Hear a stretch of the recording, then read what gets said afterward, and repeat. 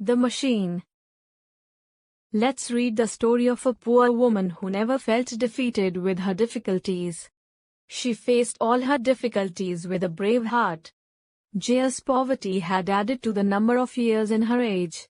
She looked older than she was. Like every day, it was the time to leave for work. Looking over her crippled husband lying in one corner of the room, she made her way out of the house. 20 years ago her husband was a healthy man and worked in a cloth mill. He fulfilled all essential needs of his family. His family consisted of his young wife, a son and a daughter. But one fateful day all this happiness vanished into thin air.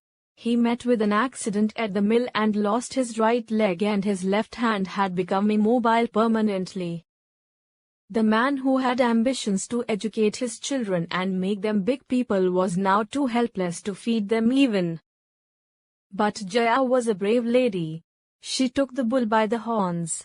She never felt defeated when confronted by difficulties. She was not literate, hence she could not get the job in place of her husband. The mill had promised that her son would get the job when he grew 18 years of age. So, she picked up domestic jobs like cooking, cleaning and washing. Jaya saw her young, fair daughter standing in a corner. She was now 22. Jaya stared at the photograph of her young son hanging on the front wall. She turned and uttered in a hushed voice, "I'm going." Jaya was walking in the street, yet her mind was wandering all about. She was lost in the nostalgia. With time, her son completed his matriculation and intermediate. He had done well in all examinations. During the course of his studies, he was lending her a helping hand by working on a garment shop as a salesman. He was earning only a little money, but he was determined to utilize this for his further studies. He always said that he would become an officer, and not a worker, in the mill. He often said to her, "Let me grow and complete my studies.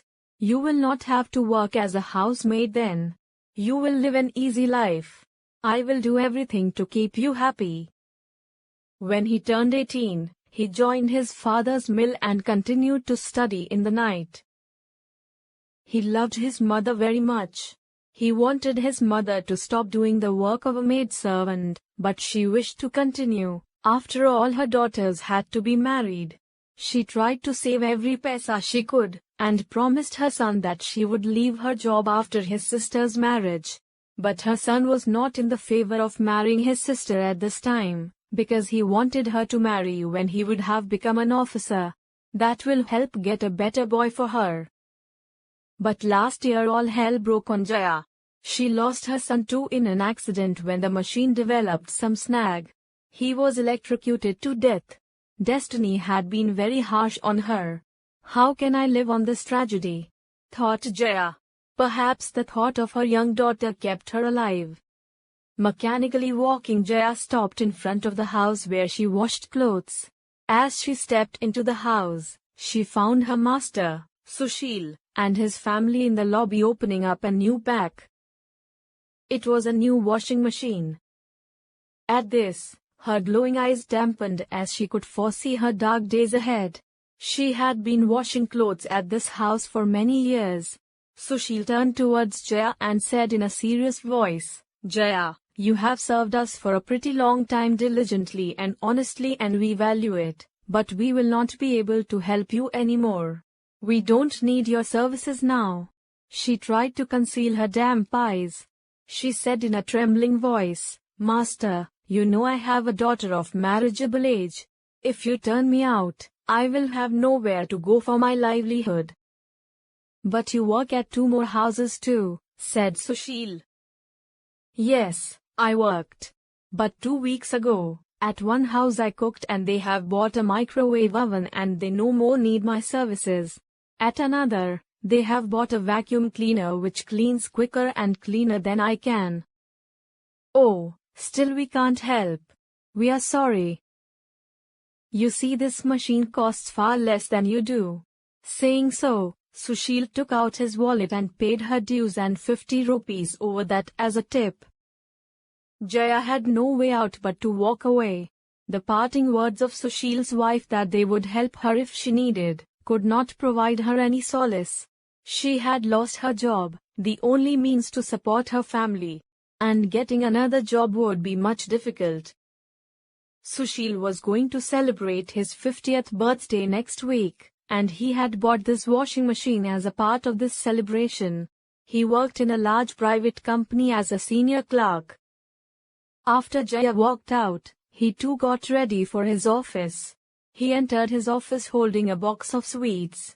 He wanted to celebrate his buying the new washing machine with his colleagues. He sat down at his desk because he wanted to offer sweets first to his manager. He was awaiting his promotion too, so he could not help but think that this happy opportunity might as well be an even happier opportunity to celebrate. With a broad smile, he knocked and entered the cabin. He wished in a bright loud voice, "Good morning, sir." "Please be seated," said the manager in a grave voice. "Have the sweet first, sir." "That's for later," said the manager seriously.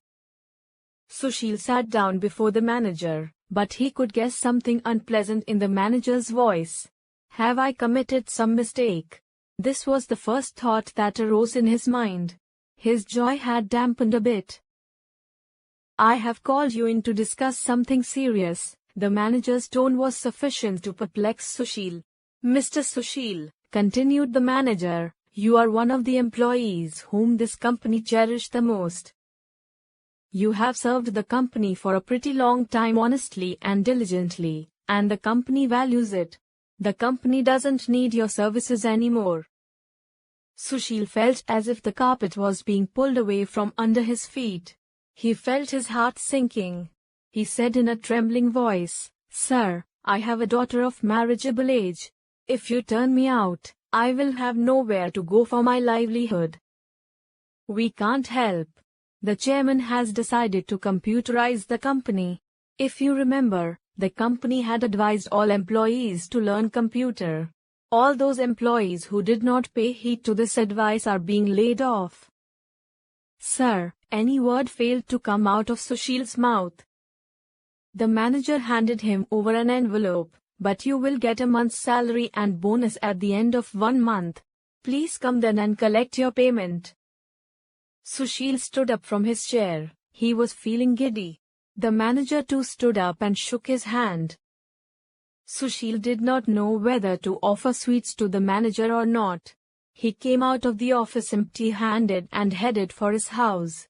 His own words uttered for Jaya that same morning were ringing in his ears. One machine had given him joy, and another had snatched it all. "You may succeed at last.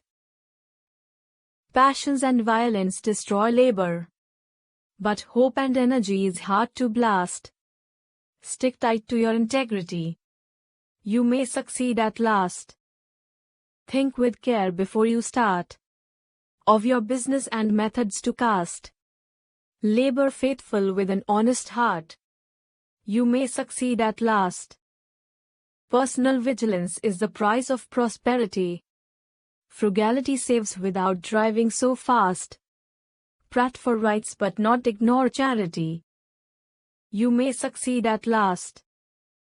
Be a servant on virtue's ship. When duty commands, climb up the mast. Pilot your way for security's shore. You may succeed at last. We are bound to regret our evils and wrongs, and grieve of disobedience in the past. Make hope and reformation humble songs. You may succeed at last. Life is trouble, trials are many. A hero is he that completes his task. Completion gives repose and awaits next duty. You may succeed at last. Time and eternity waits for no one.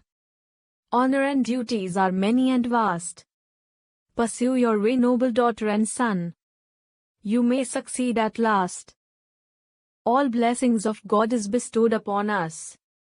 We do not have to ask dash. Beseech His mercy with humble hearts. You may succeed at last.